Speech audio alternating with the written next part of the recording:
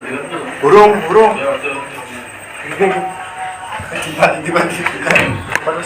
Terima kasih atas waktunya sebelumnya. Pertanyaannya betul. Ulangi sob.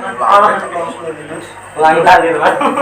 Awal ya mungkin sedikit gambaran dulu ketika saya sebenarnya sama apa persis lah sama sampean semua yang menuntut ilmu di sekolah, mondok sama sekolah dulu saya ketika SMP pernah di MTS Ribdatul Muta'alimin Ladungsari. Kalau sampean tahu pasar Ladungsari itu kemudian Grogolan itu kan ada pondok MTS Ribdatul Muta'alimin sama Madrasah Aliyah Ribdatul Muta'alimin. Dulu waktu SMP sekitar berarti 3 tahun saya sempat sekolah sekaligus mondok di sana. Ya berarti artinya apa? Hampir sama lah dengan Mas Lukman Hakim misalnya, cuman beda tempat. Kalau kondisinya sama, ada sekolah kemudian ada ngaji. Cuman yang sering menjadi kendala kita, diakui ataupun tidak, disadari maupun tidak, ketika fokus kita ada 2, mondok sama sekolah, ketika kita tidak terkonsentrasi maka bisa buyar semuanya. Jadi memang kita itu ibarat apa ibarat menyelam sambil minum air itu. Jadi kita mondoknya dapat, sekolahnya juga kan selesai, sekolah selesai kemudian lulus. Nah, mondoknya harusnya juga sama. Lah seringnya kita kadang yang dimenangkan hanya salah satunya di pondoknya ataupun di sekolahnya. Tapi kan pati-pati dulu pendiri pondok ataupun madrasah sekolah itu membentuk sebuah pola pendidikan yang keduanya, berarti otomatis dua-duanya ini harus didapatkan. Jadi sebuah kerugian ketika kita hanya sekolah saja, mondoknya tidak terlalu konsentrasi, ataupun sebaliknya mondok etok tapi sekolah atau mangan sekolah itu bodoh bae enggak bagus juga. Kalau apa? Orang ini Apalagi Mas Yusuf?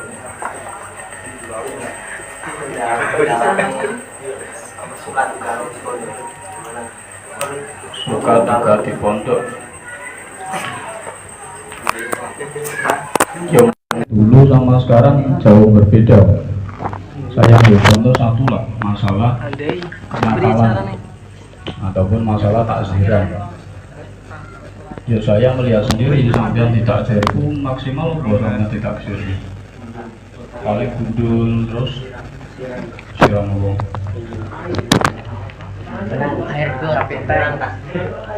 Banyu comberan.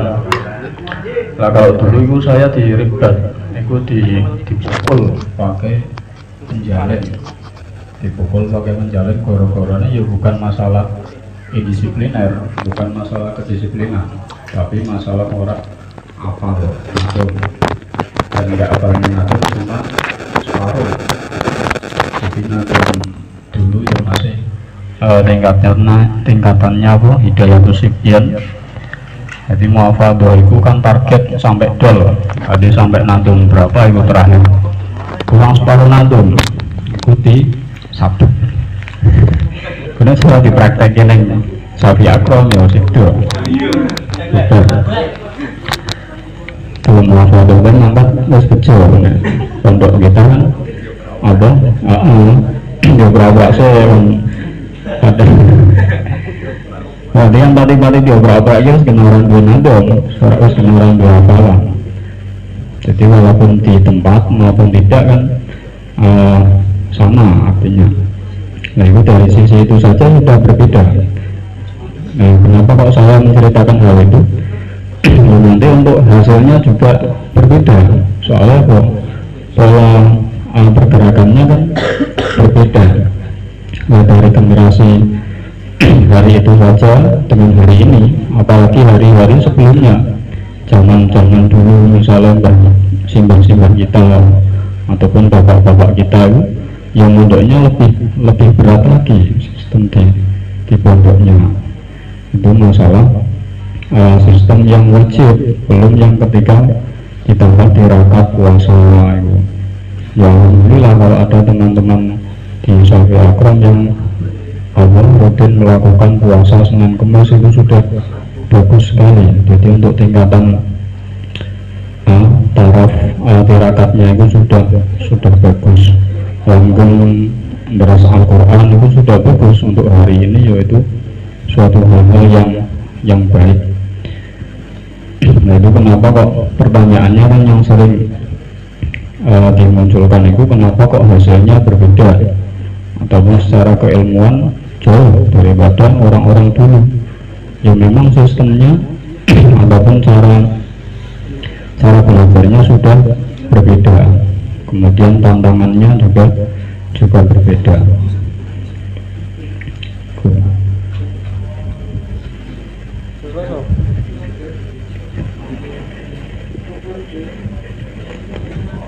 Oke. Tanggurat tadi kan menyebutkan bahwa santri dulu dan dengan sekarang sangat berbeda. Itu apa dikarenakan faktor kepengurusan atau dari santrinya?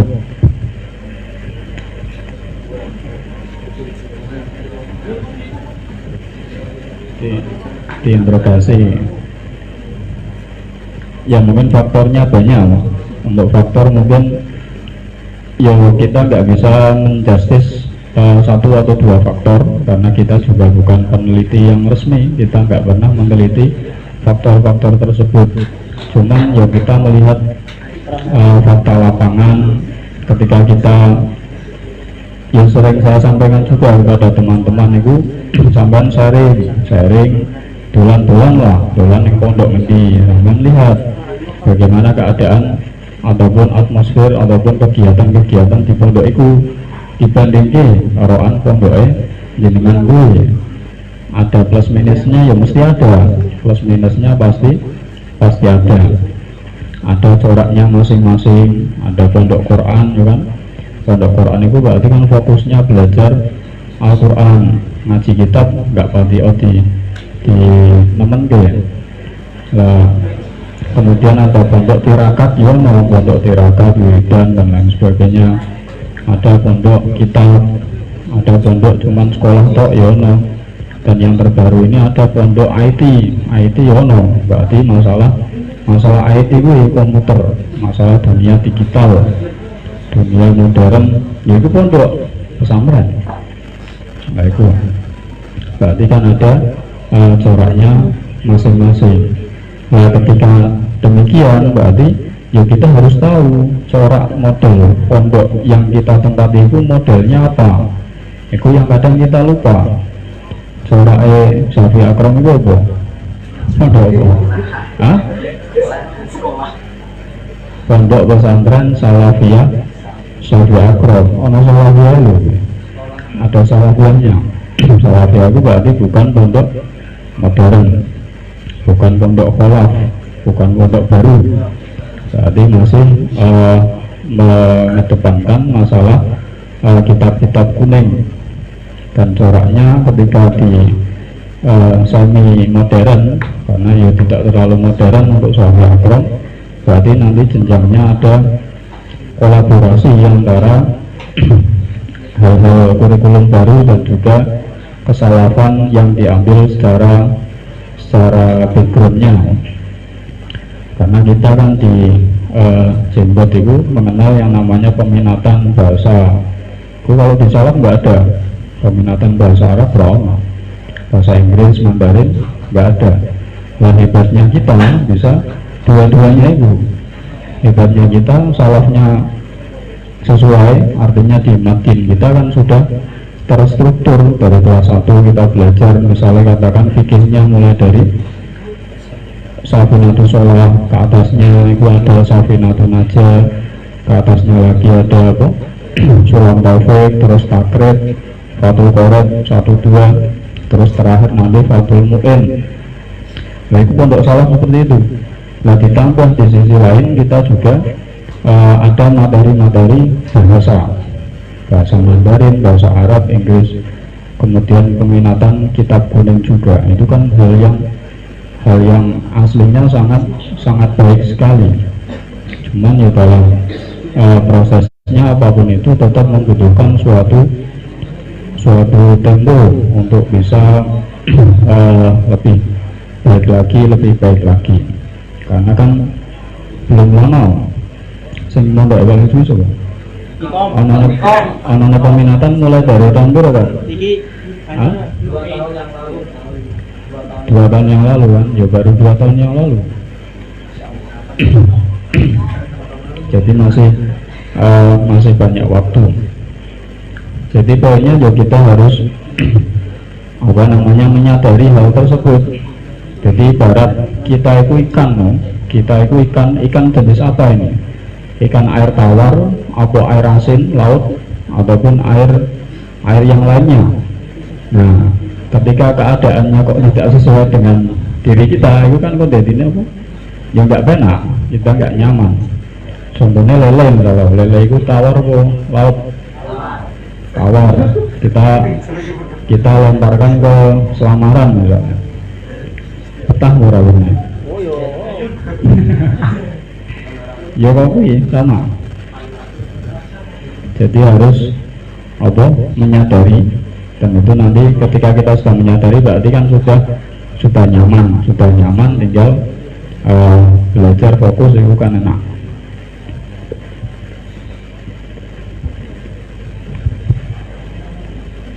Oke, kan yang seperti yang kita tahu kan Kang Farid pernah belajar di pesantren Kertoharjo Romo Kiai Haji Abdul Sofyan. Pasti Kang Farid kan pernah diajarkan langsung oleh beliau Al-Mufwah Mbah Kiai Haji Abdul Sofyan. Bisa tolong diceritakan bagaimana sih beliau dalam mengajar santrinya dulu, bagaimana beliau mendidik santrinya dulu, apakah berbeda dari pendidikan santri sekarang atau masih sama?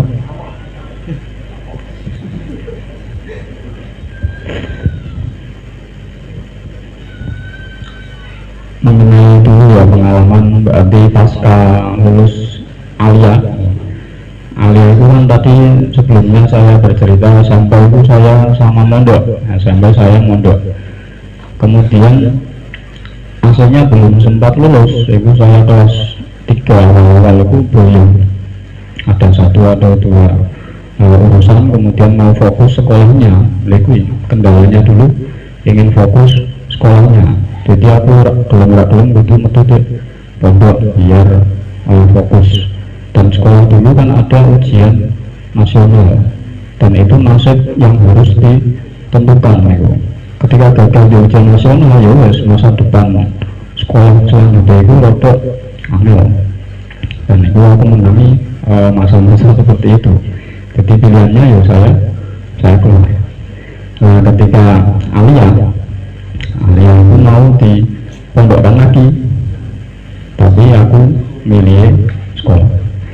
Cuman ya orang tua saya tahu sekolahan yang ketika sedikit lah ada bau agamanya, jadi akhirnya di sekolah ini Simbang ya sama jarak-jarak seperti di sini di Wonopringgo kan berbeda madrasah aliyah, jadi bukan di negeri lah. Kalau di negeri kan agamanya sedikit. Nah, setelah itu baru ada tarik-tarikan lagi. Nah aku dulu ya pada sambang kui pengen apa? Kuliah. Aku tetap pengen kuliah. Aku pengen duit itu lah, minimal S1 atau S2 atau S3 nih iso. Bapak ya ma'ruf ya. Tapi maksudnya ya orang tua tetap kita harus mengikuti apa yang dikehendaki oleh orang tua kita.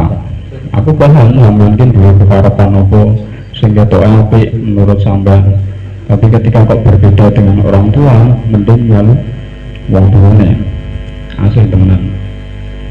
Soalnya yang satu kita harus manut karo wong tua, karena ketika saya jadi kan tarik aneh, aku pengen kuliah, orang tua pengennya mondok itu diambil jalan tengahnya saja nggak bisa pas gue. Jalan tengahnya itu berarti mondok kalau kuliah. Opsi yang disasar sebagaimana yang dinasihatkan oleh kakak saya, mbak saya kan kuliah kabeh 2 orang. Jadi mondok baru kuliah orang apa. Tapi ketika disampaikan ke orang tua tetap gak oleh. Tetap oleh. Ibu bilang aku harus neng Wonosobo. Neng Wonosobo ya jalur mahasiswa, jalur apa? Beasiswa. Jadi tak main gratis loh, gratis ataupun ya main kata ono prestasi nih. Misalnya ngono kan kadang orang tua berubah pikiran. Itu pikiran sebagai seorang anak. Ya tak apal kan persyaratan waktu itu 2 juz 1 sama juz 30. Terus sapal aslinya nek tinggu daftar merona ya insya Allah bisa dan mendapatkan beasiswa sampai 2 atau 4 semester itu.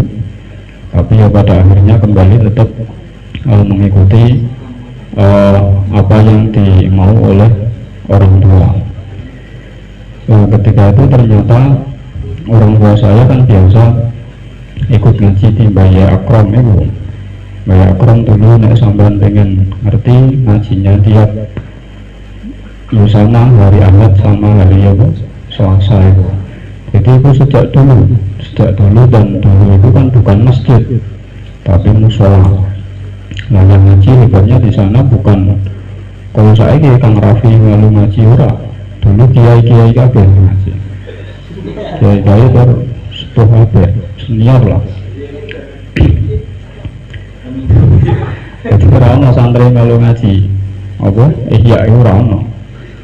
Nah dulu itu termasuk bapak saya ikut ngaji di situ, kemudian ngerti kalau Pak Yakrom kan punya dalam di Kertoharjo, ada pondoknya juga. Artinya yang mengikuti beberapa santri walaupun jumlahnya dulu itu 10 anak tok. Jadi ya termasuk beruntung 10 orang itu istimewa. Pondok Pak Yakrom itu kan di rumah, orang-orang model apa kayak asrama itu enggak. Ya paling ada kamarnya sendiri 2 kamar, bangunannya ya masih ada kalau sampean mau ke sana itu. Nah kalau TV ini terus kolai dewi orang bakal antri kolai terus masak dewi lawe biasa dari bukaji ketika itu ya kayak di rumah pula. Kemudian untuk ngajinya ya memang langsung dari Mbaya Akrom ketika itu.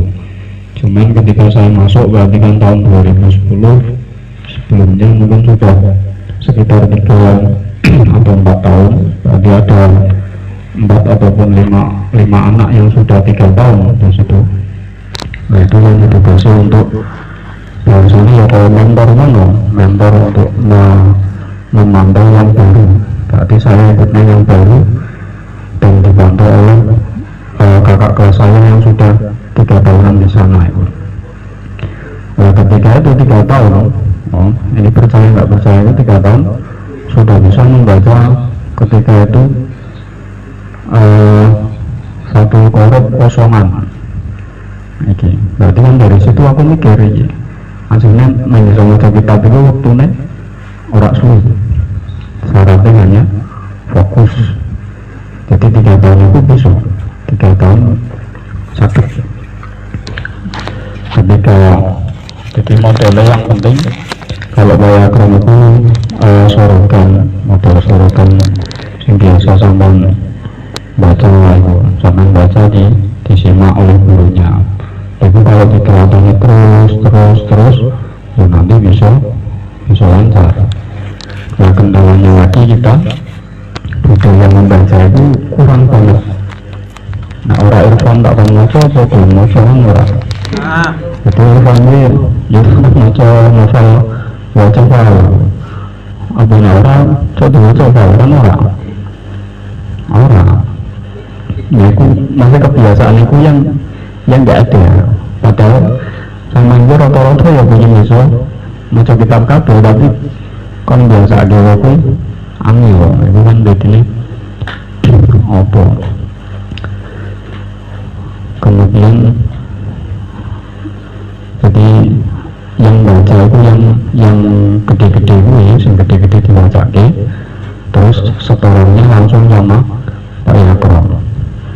Nah ketika salah aku kan macamnya salah salah i'rabnya ataupun salah bacaannya itu yang dimulai bukan saya tapi yang membacakan gue. Jadi saya ini semacam dia macamnya ini macamnya salah ya kok lebih salah kan di aku ini macamnya salah banyak tiga kesalahan di aku baru aku sing disengani baru kakak kelasku ya itu model yang mungkin belum kita pakai ya. Jadi model yang gede-gede misalnya dipraktekkan di pondok kita berarti yang sudah kelas 4 ataupun kelas 5 itu macak baru yang cilik tapi mau tetap setorani baru ustadz ya itu metode yang belum kita pakai itu dari Bayakrom.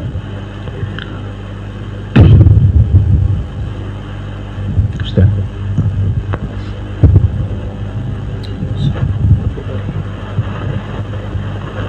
Nah, kenapa kita harus lebih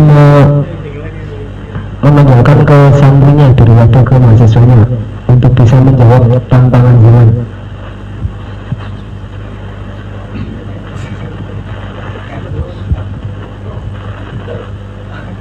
Ya sebenarnya nggak usah di kotak-kotak ataupun dibenturkan bahkan api ini nggak usah. Jadi ya dua-duanya bagus, dua-duanya baik sesuai dengan posisinya masing-masing. Cuman kan kita beberapa tahun terakhir ini mengenal yang namanya kurikulum apa itu integrasi kok. Bahasanya integrasi perpaduan. Oh ya, aku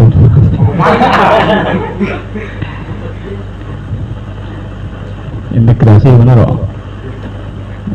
Integrasi antara kurikulum kearifan lokal, pesantren dan juga sekolah. Bahkan di satu akron itu ada 3 kurikulumnya. Kurikulum apa?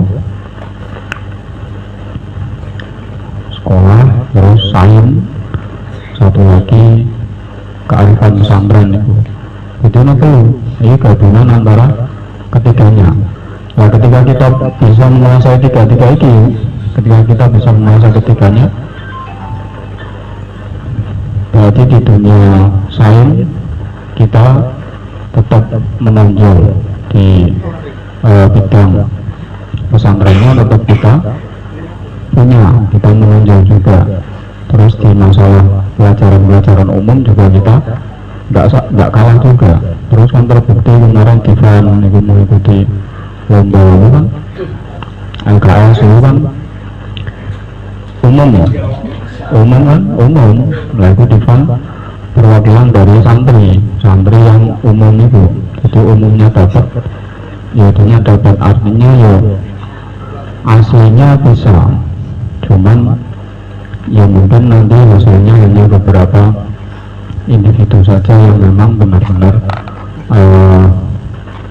mumpuni lah dikatakan.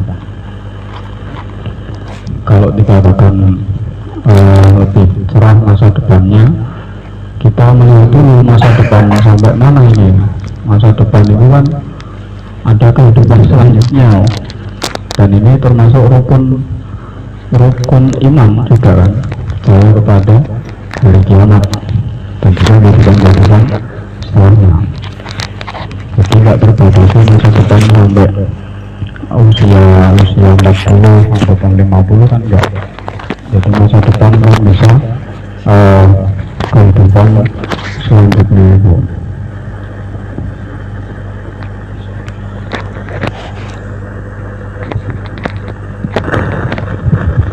Oke, merujuk ke makro, pertama kan di era modernisasi sekarang banyak pemimpin ataupun pemerintah yang menyalahgunakan kekuasaannya nggak satu dua kasus, tapi sudah banyak kasus yang meredarkan bahwa pemimpin melakukan hal yang menyeleweng ataupun mengkhianati rakyatnya. Menurut Kang Farid, apakah santri harus ikut andil dalam kepemimpinan di negara Indonesia ini?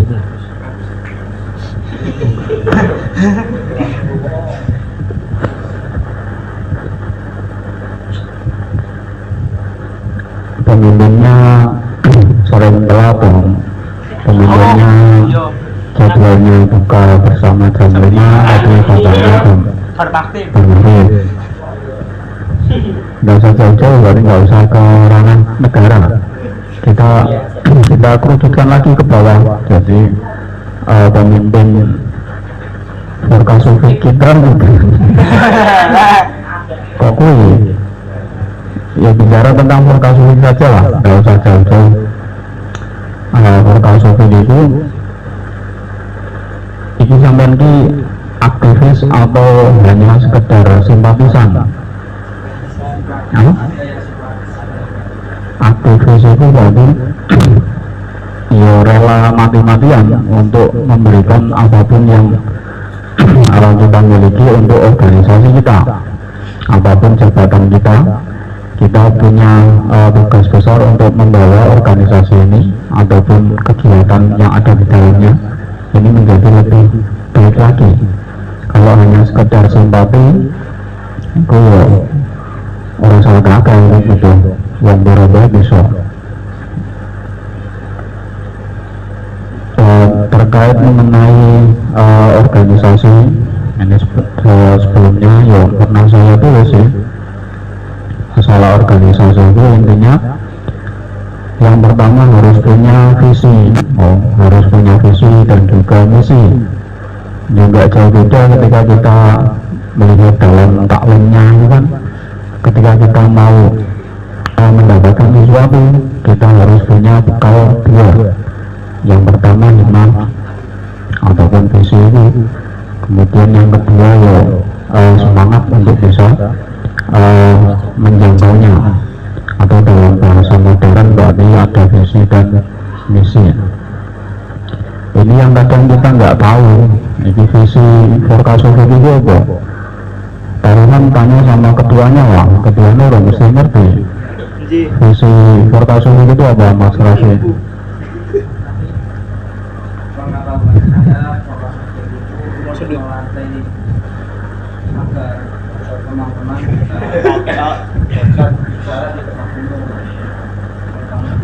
Visi utamanya, tujuan pokoknya atau goalnya lah, goal akhirnya apa?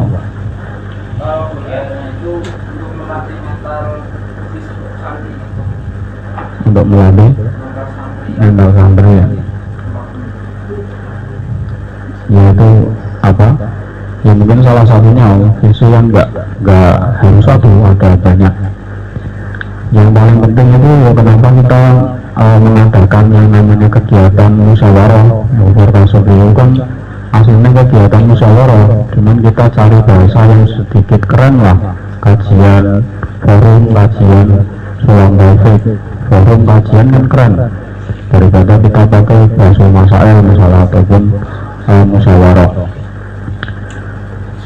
Kalau memang salah satu tujuannya untuk melatih, berarti kan harus tahu, ini teman-teman anggota harus tahu kita mengikuti itu berarti ada tujuan demikian. Nah kenapa kok kadang orang ramai, ataupun kadang ramai kadang orang, ataupun kadang udan itu sampai ke ono musyawarah, berarti ada apa-apa ini, ada sesuatu yang menjadi kendala dan cukup serius. Ketika diliburkan itu kan serius, ya mau libur.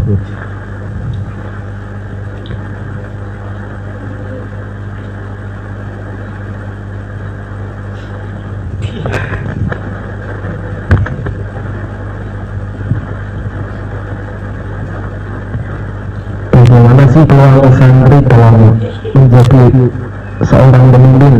Kan banyak yang meragukan kemampuan santri baik melalui pangkatnya ataupun pengalaman santri tersebut.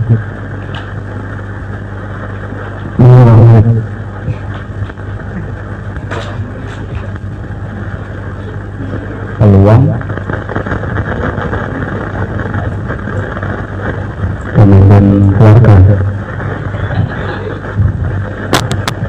Ya mungkin pemimpin itu dimulai dari diri sendiri ya. Ya ini juga yang sering disampaikan oleh dalam beberapa diklat-diklat ataupun seminar-seminar tentang kepemimpinan ataupun kepribadian gitu tuh. Sama tahun Pak PKD kalau tahun Pak atau dalam ranah Ibnu itu ada Magesta lakmut ini memang lalu ya. Nah, di situ yang namanya itu masuk kita semua ini kan ya diciptakan sebagai seorang pemimpin. Wa iqala rabbuka lil malaikati ini ja'ilun fil ardi khalifah. Yang dinamakan khalifah di situ yang manusia ini. Khalifah itu berarti yang pengganti dari Allah yang mengatur tatanan ataupun pengelolaan di muka bumi. Karena yang mengelola ini kalau bukan manusia kan sopo masa apa ketua sopo enggak mungkin. Nah bidang-bidangnya kan banyak sekali. Bidang alam, misalnya merawat alam, bidang kesehatan, bidang pendidikan dan lain sebagainya. Yang mengelola semuanya ya manusia. Nah, termasuk di dalam manusia itu ada yang namanya santri. Berarti otomatis apakah santri punya kewajiban? Ya otomatis. Ketika dia manusia, otomatis kalau di manusia enggak. Kalau santri bukan manusia, berarti jawabannya enggak ada apa namanya kepentingan untuk menjadi pemimpin itu. Ya ketika sudah menjadi manusia ya berarti punya tanggungan. Kemudian apa kulukum ra'um wa kulukum mas'ulun an ra'yatin, itu al-hadisah dan Nabi ya kalian semua itu adalah pemimpin, dan setiap pemimpin pasti akan ditanya tentang yang dipimpinnya. Pemimpin untuk yang pertama untuk diri kita sendiri, kita memimpin diri kita sendiri. Kok iso? Kamu tahu nggak Mas Hakim? Memimpin diri kita sendiri. Yang harus bisa mengendalikan tangan ini, tangan mengendalikan tangan ini sama tuh. Masuk ikon. Apa? Apa? Berbagai sampean ngantuk. Mengendalikan itu. Aku tuh, lah itu. Jadi mulai memimpin dari diri sendiri, memimpin apa biar melawan hal-hal yang positif dan meninggalkan hal-hal yang negatif. Itu dimulai dari diri sendiri. Sebelum kita bicara ke ranah publik, ranah orang banyak, ranah organisasi, karena nggak mungkin kita sendirian nggak memimpin, itu kan nggak bisa juga. Harus yang betul yang namanya kelompok ini. Nah, kelompok yang kita banyak, kelompok bermain mulai dari dulu kecil itu yang ada kelompok bermain, atau kelompok grup, ketua kelas, struktur kelas dan lain sebagainya. Itu namanya pengorganisasian dari individu-individu yang menjadi satu. Nah, ketika ada banyak orang, berarti nanti dibutuhkan yang namanya pemimpin untuk kelompok tersebut. Cuman ya kalau dari per individu sebenarnya kita ya pemimpin untuk diri kita sendiri.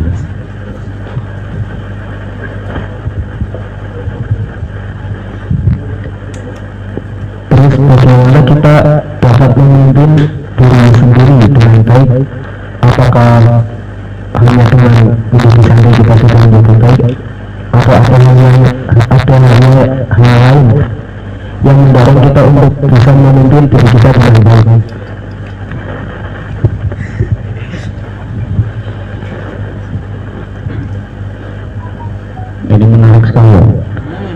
bagaimana cara kita untuk bisa memimpin diri kita sendiri. Padahal kan faktanya sering kita ya kangelan kan, faktanya kangelan, aras-arasan, sungkan, males, ataupun ngantuan, gampang ngantuan, apa-apa ya males. Ya itu cara mengatasinya bagaimana? Tanya Irfan kan. Masya Allah. Ya berarti kan harus dilawan, rasa malas itu harus dilawan. Yang melawan itu ya kembali lagi kita sendiri, kembali itu kita sendiri. Irfan itu ya sudah malas, cuman Irfan bisa mengalahkan rasa malasnya. Itu orang hakim malas, tapi orang itu ngalahnya rasa malasnya. Perbedaannya di situ. Nah, berarti butuh yang namanya ya termasuk motivasi, terus pengetahuan tentang suatu hal yang positif. Jadi mengetahui faedah itu kan bisa mendorong kita melakukan hal tersebut. Jadi manfaatnya itu pengetahuan tahu manfaatnya, berarti kan kita mau melakukannya lebih jauh dari sekedar tahu, berarti paham iki yo apik bahwa itu. Terus lebih jauh lagi ada sadar nek aku melakukan ini kok bakal rugi aku atau bakal kurang mantap, itu sadar. Nah, terus naik ke atasnya lagi ada yang namanya komitmen. Komitmen itu berarti ada jalan apa untuk dilakukan. Jadi mungkin ya sekelas Kang Irfan itu sudah di taraf itu. Jadi apapun yang terjadi tetap dilakukan. Berarti sudah di tingkat keempat ya. Tingkat keempat. Jadi ketika sudah komitmen ya wes. Jadi jangan sekolah ya, komitmen sekolah ya sekolah. Jangan turu pada. Jadi yang bisa memanage dengan sempurna, katakan sesuai dengan aturan yang ada. Nah, kita seringnya di tahap yang mana lagi?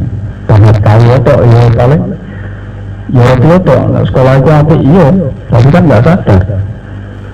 Apa masih di apa yang bisa ngerti ya masih ya kan ngerti, tapi kan belum bisa komitmen itu. Artinya ketika ada sesuatu yang mengganggu itu akhirnya ya kita kalah.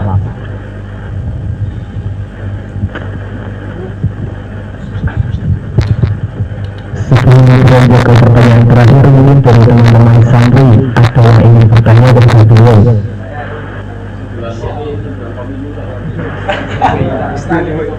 Iya, bisa.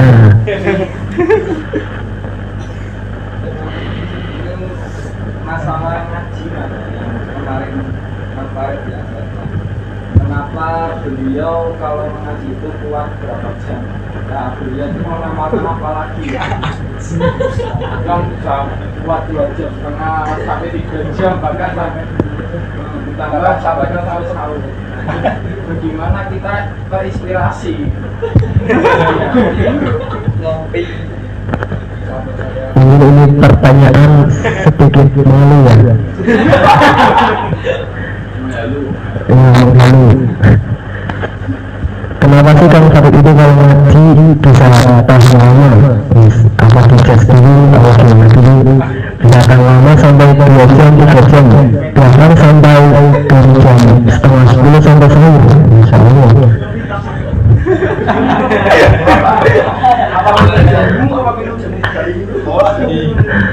Apakah Kang Farid mengamalkan amalan atau apa yang membuat Kang Farid bisa seperti itu?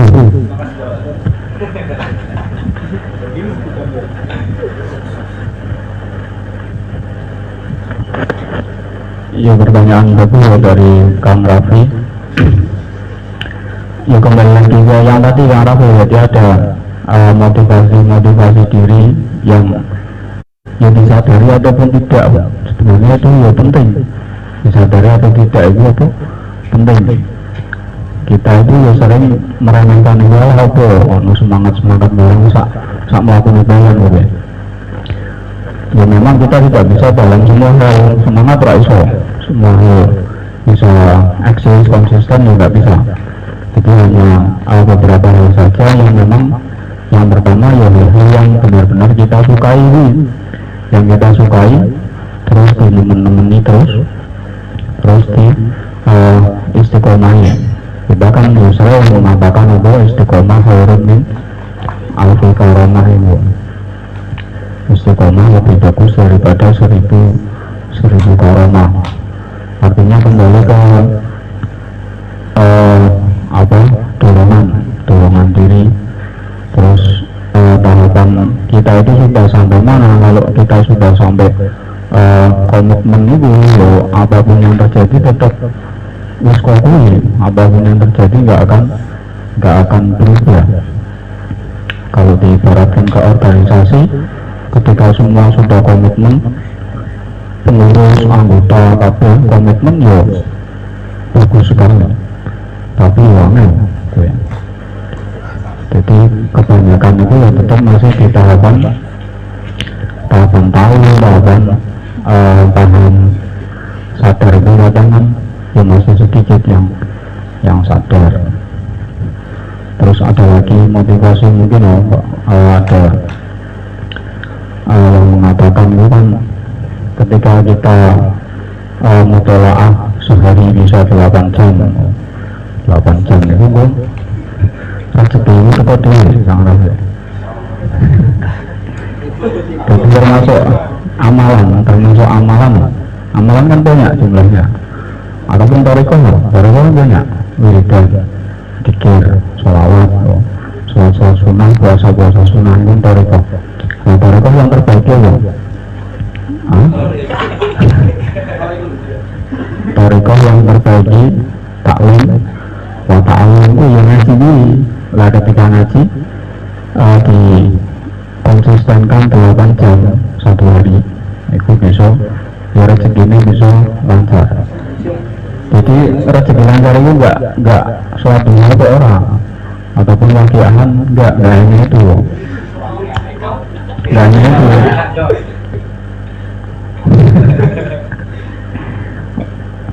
Jadi kalau sinau walang jam itu ya insya Allah lah. Kalau sudah sadar seperti itu berarti kan sudah masuk ke kebutuhan.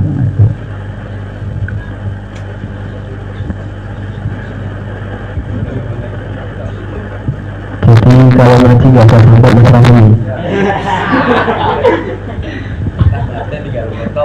Oke, pertanyaan terakhir.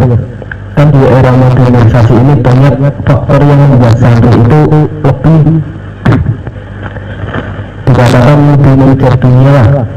Contohnya saja HP, cewek, motor. Nah,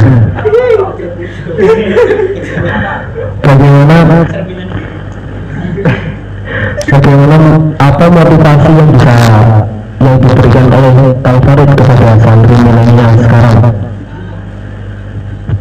untuk menghindari itu semua?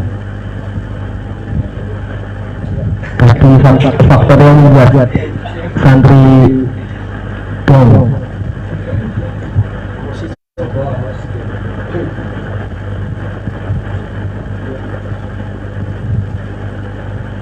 Dunia juga nih, menghargai dunia berarti selain akhirat hal yang orientasinya tidak ke akhirat. Dunia itu ya sebatas di sini saja.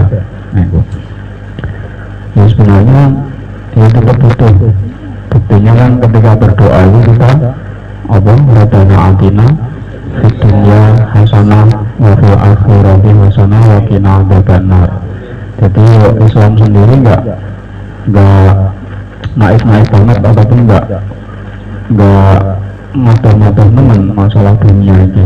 Nah, dunia itu ya suatu hal yang ya primer juga, karena di sana kan kita mencari bekal sebanyak-banyaknya, mencari sangu untuk menuju perjalanan akhirat itu.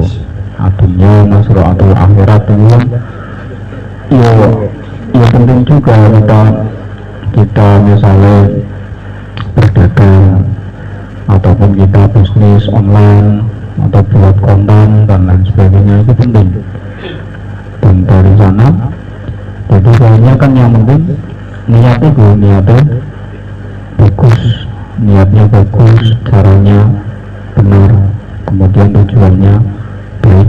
Jadi nek tiga hal ini bisa, ya walaupun bentuknya dunia itu kan ada riwayatnya juga, banyak dari perbuatan dunia, tapi ketika niatnya bagus kan nanti akan menjadi pahala akhirat. Dan sebaliknya kalau akhirat pun bentuknya tapi niatannya kok dunia, artinya tidak lillahi ta'ala, kan ya hanya dunia saja. Nah itu yang kadang kita lupa. Ya tetap harus dikejar, tapi untuk akhirat itu, untuk perjalanan menuju kesuksesan yang sebenarnya. Terus kan wakina ada benar juga kita meminta Rabbana atina fid dunya, kalau ditafsiri yang kemarin ngaji itu kan dunia oleh Sayyidina Ali ditafsiri sebagai zaujatan sholihah. Jadi nek sampeyan bojo saleh iku sampeyan sudah mendapatkan Rabbana atina fid dunya. Saleh ya, Rabbana atina fid dunya saleh. Ya saleh bojo ayu salehah. Terus ketika wafil amalatul hasanah ya berarti mendapatkan pahala, mendapatkan surga. Wakina ada benar. Terus puncaknya ya kita akan dijauhkan dari api neraka. Lalu kesuksesan yang sebenarnya itu di situ. Ukuran kesuksesan bukan hari ini, bukan sebatas dunia, tapi itu akhirati wakina ada benar itu. Baru finishnya nanti di sana ukuran sukses ataupun tidak.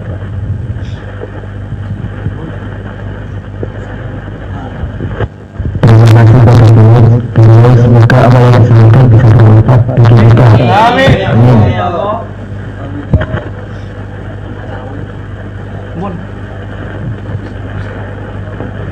Baik, acara selanjutnya foto-foto.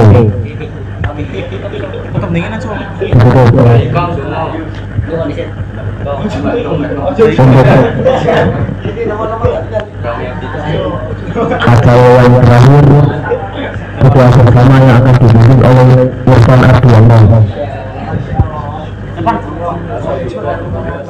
Saya minta untuk maju ke depan.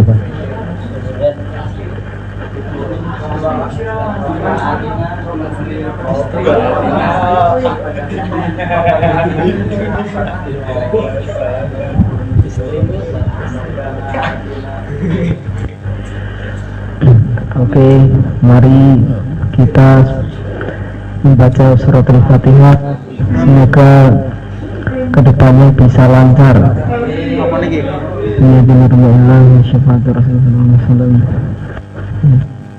Al-Fatihah.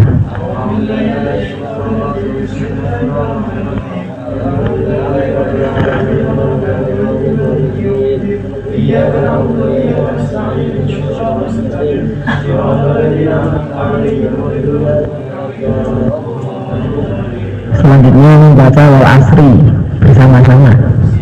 Bismillahirrahmanirrahim. Wal asri innal insana lafi khusrin illa alladziina aamanu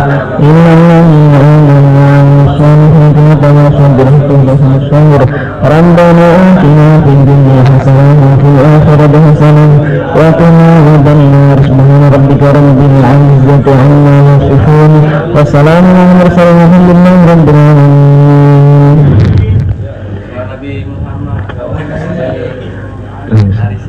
Terima kasih kepada beliau. Saya sebagai MC mohon maaf bila ada kesalahan dalam pembawaan acara malam ini. Wassalamualaikum warahmatullahi wabarakatuh. Allahumma shalli ala sayyidina Muhammad. Beliau.